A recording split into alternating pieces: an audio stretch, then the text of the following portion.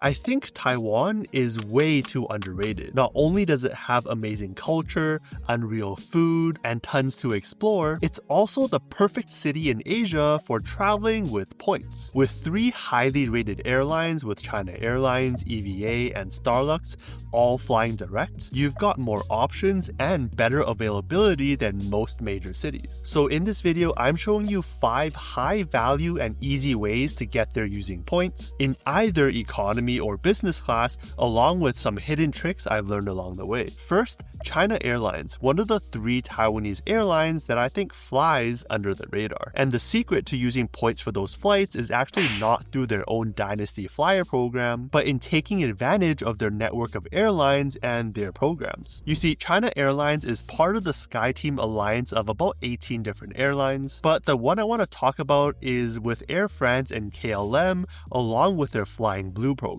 Now, Flying Blue doesn't really publish an official award chart showing how many points are needed for each route, and they did have some devaluations earlier this year, but even with that said, there's still some great value to be had. For example, a flight from LA to Taipei on China Airlines would cost you $11.35 round trip, or about $5.67 each way. However, if we search that routing through the Flying Blue program, you can see an option flying China Airlines for 37,500 miles and $129.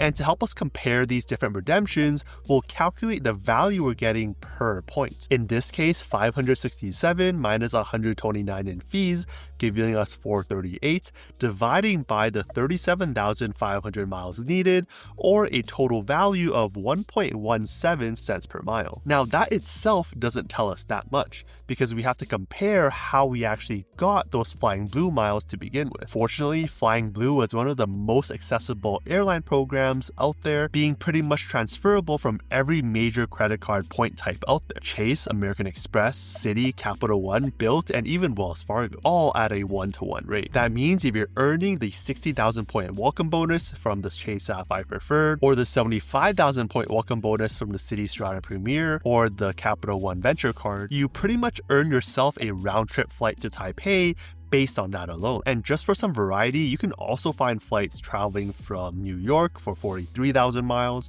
or Vancouver for just 33,000 miles. That said, 1.17 cents per mile or point isn't that amazing, because you can pretty easily get 1 cent per point through cashback with issuers like Chase. So does that mean that these transfers are just useless? Absolutely not. For starters, there are often transfer bonuses when converting points into programs like Flying Blue, like getting 25% more points when transferring from Chase or American Express, where instead of needing 37,500 points to convert over, you'll only need 30,000 points. If we redo that calculation, that's 567 minus 129 divided by only 30,000 points, giving us a value of 1.46 cents per point. Not too bad for an economy redemption. But that's not all, because what if I told you you could fly to Taipei in business class for fewer points than those welcome bonuses? In fact, it's a flight I probably would have taken already by the time this video goes out. Well, you can, because if we take a look at the Vancouver to Taipei route,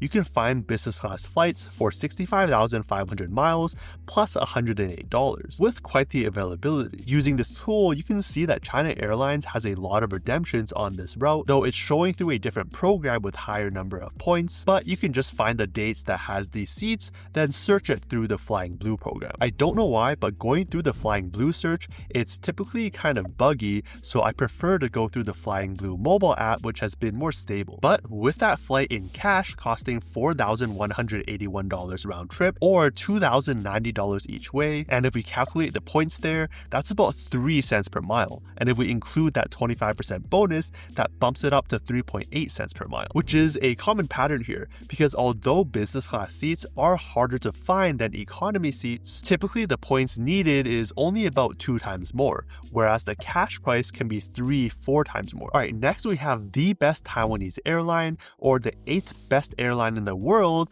and that's EVA Air. Now, this is a route I personally taken a couple years ago, and is pretty memorable not only because of their amazing service and awesome cabins with sort of this glowy sky when the lights are turned off, but because it was my first premium redemption. And the way to land these flights is through the Aeroplan Award program, because like we talked about out with alliances, EVA Air is part of Star Alliance, which Air Canada is also part of with their program Aeroplan, one which I've only had solid experiences given most of my redemptions have been through Aeroplan. And that's primarily because of their distance-based award chart here, where for me, flying from the West Coast to Taipei would land me in the second row here, where economy flights cost 50,000 points and business class tickets cost 75,000 points. Not that much more for business class, but harder to find. For example, we can take a look at this routing from San Francisco over to Taipei, where for each of the 3 flights per day, you'll have 3 economy seats, but only 1 seat across 2 of those flights for business class. The same could be said for the other flights, like flying from Chicago as well, same number of seats, and also the same taxes and fees across both redemption. If it works for you, with 25,000 more points to fly business class, I would choose that any day. Because, well, let's take a look at how much value we're getting. An economy round-trip ticket costs $1,409, or $704 each way, minus $56 in fees, and divided by the 50,000 points needed gives us 1.3 cents per point. When it comes to business class, a round-trip ticket costs $5,739, or $2,870 each way, minus the fees divided by the points needed gives us 3.8 cents per point. But that's not all, because what about transfer bonuses? Well, there's often a 20% bonus, which would bump up the value to 1.6 and 4.5 cents per point. Both solid values. Okay, but what if you don't have any credit card points to spare, or you don't have enough? What if you could fly business class for less than half the cash price? For that, you'll want to keep your eyes peeled for bonus points when purchasing Aeroplan points, which honestly happens more than transfer bonuses at about once per month, and going as high as 125% bonus, bringing the value down to just 1.13 cents per point that you're purchasing at, meaning those 75,000 points needed to fly business class would only cost you less than $1,000 for that ticket. That's just one method though. Given how easily accessible Aeroplan points are, transferring in from some big names like Chase, American Express, Capital One, and Bill, there are plenty of cards to earn tons of points from, where you only need to resort to purchasing points if you don't have enough, or maybe you value your credit card points at much more than 1.13 cents per point, so you go that route instead. And as an added bonus, I really like Aeroplan also because of their stopover rule, where you can add just 5,000 more points to add an extra leg onto your trip. For example, you can fly from San Francisco to Taipei for 75,000 points, but add 5,000 more points to add a leg over to, say, Japan or Korea, as long as it's on another Star Alliance airline that EVA is, or maybe Asiana or ANA. So 2 business class seats for just 80,000 points, that sounds like an amazing deal. Now, the truth is you might not find the award space during the times you need and for the number of seats you need. And that's typically the case when you're using a program that isn't the airline itself. For example, with Aeroplan, you'd be lucky to find more than 2 seats on a date of your specific choice. Which brings us to another method of redeeming for EVA Air, and that's through their own Infinity Mileage Lands program. Just like Aeroplan, they have a pretty simple and small award chart here with similar rates from the West Coast to Asia or Taipei for 50,000 miles in economy or 75,000 miles in business class. But there are some positives and negatives here. First, there's plenty more availability on their own program, with many dates where I can find 2 or 3 seats per day. In fact, for one of my flights later this year, I needed 3 flights on an EVA route, but could only find 2 on Aeroplan. So I booked those 2 and I booked 1 more direct with EVA themselves. Second, the miles required are on par with Aeroplan, so it's not really that much more expensive. But as for the negatives, the searching and booking experience is not nearly as smooth as Aeroplan, where you have to plug in each passenger's details to search for more than one person. 2, one-way awards cannot include stopovers. But third, and probably biggest issue, is that these miles are not really accessible, with no prior transfer bonuses I could find, and with transfers only from Citi at 1-to-1 and Capital One at 1-to-0.75, which means you'll need 100,000 Capital One miles to get 75,000 EVA miles. That's one of the many reasons reasons why I started my journey with City cards because of the possibility of doing these EVA redemptions. Alright, switching gears, let's move on to method number 4, using points to Taiwan, and that's on their newest Starlux Airlines, which is actually founded by an executive from EVA, which is not surprising given what I've seen online where they pretty much carried over their quality and service. And the best way to look for these flights? Going through Alaska Airlines mileage program, which isn't part of an alliance, but they have a strategic partnership with Starlux, where flights from the west coast to Taipei